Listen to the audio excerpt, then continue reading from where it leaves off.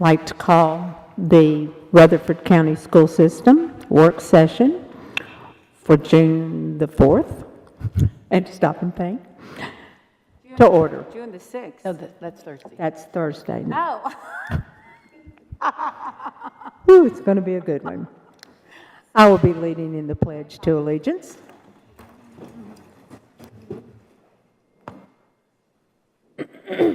I pledge allegiance To the flag of the United States of America and to the republic for which it stands, one nation, under God, indivisible, with liberty and justice for all. We will now have a moment of silence.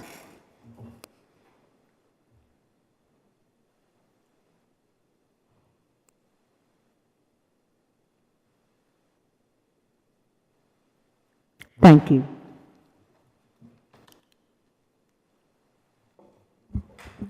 Let's take a look at the agenda.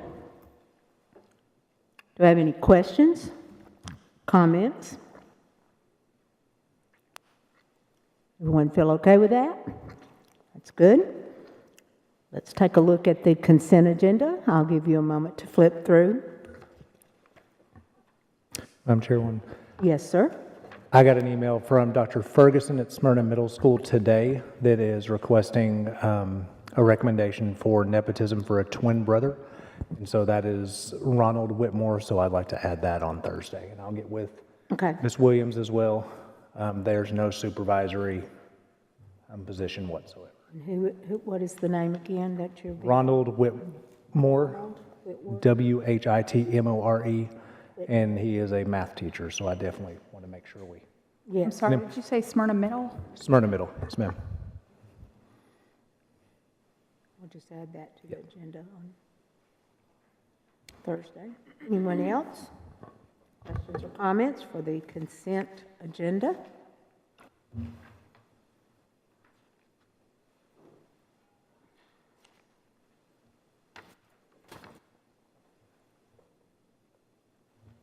Public comment will be Thursday night. We'll now look at number 7, instruction. So instruction tab 2, we have Rutherford County Schools online teaching contract. Curriculum Instruction Department's requesting permission to continue the Rutherford County Schools online teaching contract from August 24 through July 25. The contract outlines an agreement between Rutherford County Schools and teachers to provide instruction in online courses outside the regular school day for additional pay beyond the teacher's normal salary. Teachers would receive a base pay for each course and an additional payment per student in each course term. Questions? And I can give you just a little bit of data to show how impactful it is. So 22-23 school year, we had 187 students. In summer of 23, we had 164 students. The 23-24 school year, we had 162 students. And then this summer, we already have 223 students taking advantage of it. 223? 223. That's for summer school? Yep, and that's just term 1. No, this is for our online, so students can go ahead and earn a credit if they need to. Anyone else? Yes, ma'am? A total or close to a total amount on what this is going to be for, the total amount?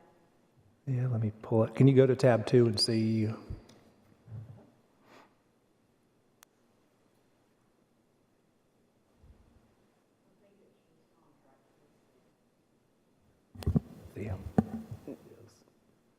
Oh, is it just the actual number of contracts? Dr. Chastain, do you have? Yeah, I think this is just to prove that we will be using the same method, and then when we get the contracts and how many courses we're going to offer and who we're going to pay, that will come back before the board, is what I was planning on doing, if that sounds okay. Other questions?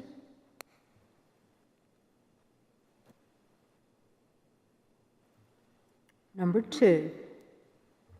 Number 2 is new job description for a career technical education specialist, and this is out of the Innovative Schools model.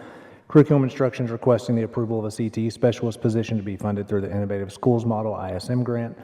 Position will assist with the immediate needs in managing the allocation and implementation of the new CTE programs and resources as a result of the grant-funded program growth and specialization.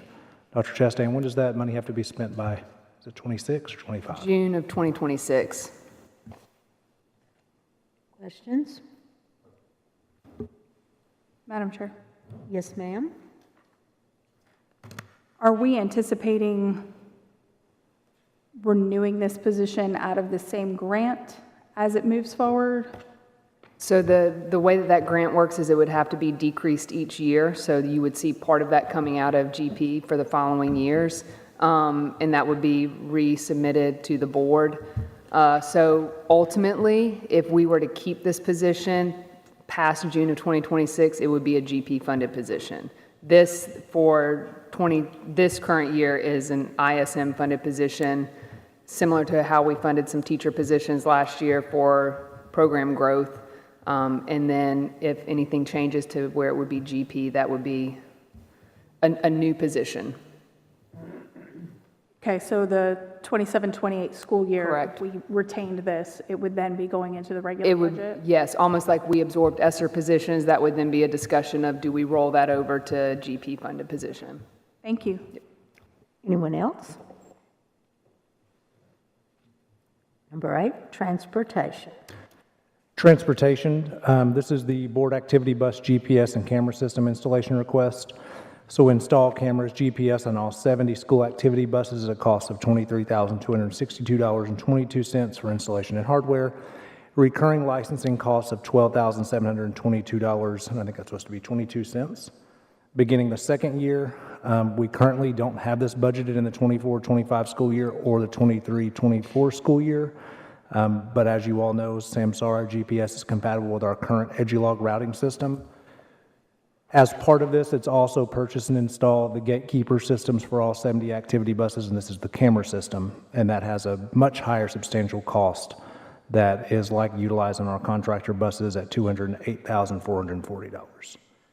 And looking at just our budget, I feel pretty confident we could come up with the amount of money to do GPS, which is the $23,000 and the $12,000. Our budget, of course, has already been sent to the county commission. I don't feel confident we could do the $208,000 without extra revenue. So you think we could do the 12,722, Trey, would you agree with that? or the 23,260? No, you handle the transportation budget much more closely than I do. Yes, sir. The 23 and the 12, I think, is achievable. The 200 would probably be something that we would have to wait till probably like this time next year to see what kind of funds we might have left. If we don't have to add all our routes or something came in a little bit less, then we could do it at that time if we had some funds left over. Questions? Madam Chair. Yes, ma'am. So the recommended motion that's listed on here, are you essentially saying it's the opposite of the way it's written here? Yeah, and that was my mistake because in reviewing this last week, I was combining both of them into one, but then I see there's two separate ones. It is really talking about GPS, but also talking about gatekeeper camera systems as well. So I would recommend, and I can change that for Thursday, to purchase GPS, but to wait on the camera system due to funding. Do we need to separate those into two different motions? I don't know. I'd really like to see if we can't find the funding for this. My concern is when we talk about the transportation and we talk about the safety of our students, this is going to become a legal liability if something happens to one of our students on a bus and we don't have cameras. That's going to fall back on us because we're asking our contractors, we're putting this equipment on your buses, but we don't have it on ours. So anytime these students get on these buses and go somewhere, which a lot of those buses I think even travel at night, something happens and we have no camera footage of it, that's leaving us. So I have some issue that we have spent money other places without any question, and when it comes to the cameras for the safety of our students, I'd like to see if there isn't a way to find it in our budget somewhere. Dr. Sullivan? I have a question. These activity buses, are these the buses that the schools purchases? Like, how did we get the activity buses? Because they're different than our contract About the buses. booster program. Wasn't this the booster clubs or? It's over the years, it's been a mixture. We provide at least 2 for each school when a school opens. Going back 4 or 5 years ago, you used to be able to use, well, I don't know if you could, but we did. Under previous administration, you used driver's education money to be able to go and purchase school activity buses. That's not allowed, and so that's not what we do anymore. And right now, we're kind of in a holding pattern until we come up with a better idea of how to fund them. But yes, could a booster club, if theoretically they wanted to raise $200,000 to purchase one, they could. Right now, they're spending their money on turf. Okay. When I was at Central Middle School, they spent Yeah. a little over 10 on an old bus, but no one told them you can't drive that bus because it's too old. So they had it for 6 months and lost $10,000. Yeah, Pretty sure we didn't have that to lose at Central Middle at the time. no, we did not. There you go. Anyone else? Number 9, construction and engineering. Mr. Reed, do you want to come up for this one too while I read it? Stewart's Creek Road property discussions have been underway for several months with the Brewer family for the purchase of a parcel consisting of approximately 112 acres on Stewart Creek Road. Contract's been negotiated for the purchase of the property at $56,612 per acre. Contract provides for a 180-day inspection period with the right to 2 extensions of the 60 days each. During the inspection period, survey, environmental testing, geotechnical testing, soils testing, and other testing would be undertaken to determine if the property is suitable for a school site. The site does appear to have soil sufficient to support a school septic system, but the site would require road improvements. The board can terminate the contract at any time prior to the expiration of the inspection period. Contract is contingent upon final approval by the board to proceed with the purchase after the test results are in. Contract is also contingent upon funding approval by the Rutherford County Commission. You see, the recommended motion is either, I think it is long-term a good piece of property to have.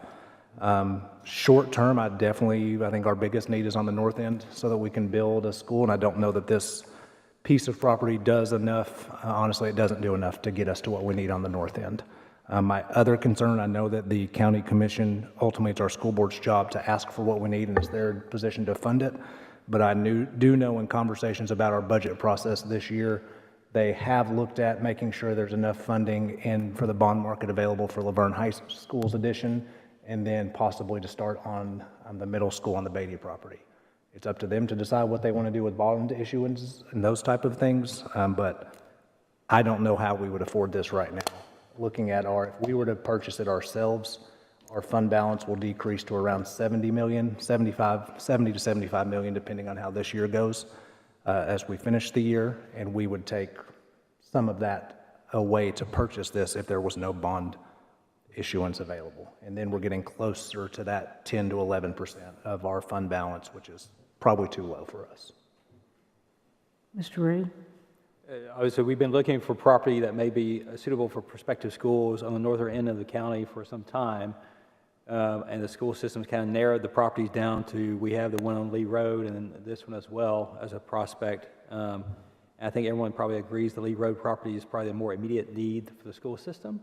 But that's not under contract yet, and it's still in discussions with the family members on that. If for some reason we can't get the Lee Road property, we might have to have a fallback position and look at putting a high school potentially on this site. This site does have some challenges. The purchase price is, in the scheme of things, is not that bad for what you pay for properties these days. You know, it'd be 112 acres at $56,000 an acre, so you're looking at purchase price of about $6.3 million for the whole property as a whole. It does have soil suitable for a septic system. It does have road issues though as well, so there are significant improvements that would have to be made to the roads in that area because the road currently is too narrow for just 2 buses to pass. And if you put a school there today or next year or two, you would have to be spending a fair amount of money in addition to the purchase price and the construction cost for the school to upgrade the roads. Over time, as more development comes in the area, some of the road issues will probably be addressed as development comes in and different subdivisions come in near the area that will make road improvements as they come in. So over a course of several years, that will be less road improvements we would have to make if we built a school there years down the road. There are plans for sewer to be extended to this property. Once that happens, this property would probably not be available, I would think, for a school site, because at that point, the landowners would probably sell it for houses at that point. So there aren't that many large tracts of property left in Rutherford County. They're becoming fewer and fewer as the years go by. So if this is something the school board wants to have an opportunity to get, we do have a willing seller. We have a signed contract from them. The contract does provide a 180-day inspection period, which allows the school system to determine within that 180-day period whether you want to move forward with it or not. So you have no real obligation to purchase the property if you determine in that 180 days that the cost to improve the roads are higher than what is feasible, or we can't get the funding for the purchase of the property, and or it doesn't test out as a suitable property for a school site. So this contract, if we decide to move forward with it, does put it under contract, so it would allow the school system to proceed with testing, topographical studies, engineering studies, type of stuff you have to do to determine whether or not the property is suitable for a school, but we have no obligation to close on it until you get past the inspection period, and we don't terminate by the inspection period. So ultimately, it's the school board decision to do what you think is appropriate. Obviously, we don't have unlimited funds, so you have to decide how to spend the money that you do have, and so that's kind of a hard decision for the school board to make, so whether it would want to go ahead and put this under contract with the idea we might have another parcel will hopefully be coming this way relatively soon on the road. Ms. Bratton, when do you think, or when do you expect to have information back from the Lee Road property? Have they mentioned any kind of timeline? I don't know. My sense is maybe within a month, maybe a month off. I can't, there's no assurance for that for sure. I've talked to the owners involved, and maybe that, hopefully by the end of a month from now, we might have a fairly good answer on that. Okay. Anyone else? Dr. Sullivan, you said long-term. Define long-term for this property. You said we don't need it in the short term, but we will need it in the long term. So what does long-term mean to you? What can you define that? 10 years. 10 years. If I'm looking at high school, we need a high school in the north end first. I would think your next step would either be wherever the growth happens down towards Christiana and Plainview, or out towards Walter Hill. One of those will hit first. And then this, I envision, would be third, since you would already have three. Gotcha. Okay, that's fine. Thank you. Anyone else? Thank you, Mr. Reed. Number 10, financial matters. All right, number 10, item 1 and 2 go together. So as you all are aware, 143 is our centralized cafeteria, but we pay for some things for the cafeteria that are part of 141. So electricity, custodial services, those different types of things are not separated out in 143. And so instead, our general purpose pays for all of it. So this is a budget amendment to account for that. This fiscal year 23-24 general purpose school fund amendment increases expenditures in accounts where indirect costs occurred in the amount of $1,241,053. It also increases revenue in the account 49,800 transfers in for the same amount. This amendment budgets for indirect costs related to the child nutrition program that are accumulated in Fund 144 that are being reimbursed by Fund 143. Indirect costs are incurred for the benefit of multiple programs, functions, or other cost objectives and cannot be readily identified as having been incurred specially for the school food service program. Indirect costs include custodial services, utility costs, liability insurance, etc., and incurred by RCS while they're operating the food service program. Questions? Comments? Thank you. Number 2. So the first one basically takes money and puts it into 141. The second one takes the money out of 143. So this fiscal year 23-24 centralized cafeteria fund amendment increases 99,100, 590 transfers out, and decreases 34,570 restricted fund balance in the amount of $1,241,053 to budget for indirect costs that are accumulated in Fund 141 being reimbursed by Fund 143. Indirect costs are incurred for the benefit of multiple programs, functions, or other cost objectives and cannot be readily identified as having been incurred especially for the school food service program. Indirect cost rates are calculated annually by TDOE and child nutrition programs to use the unrestricted indirect cost rate. That cost rate for this year is 10.94%, so that's how much we could use. And so that's the amount should match in both of those, taking it out of 143 and putting it in 141. Questions?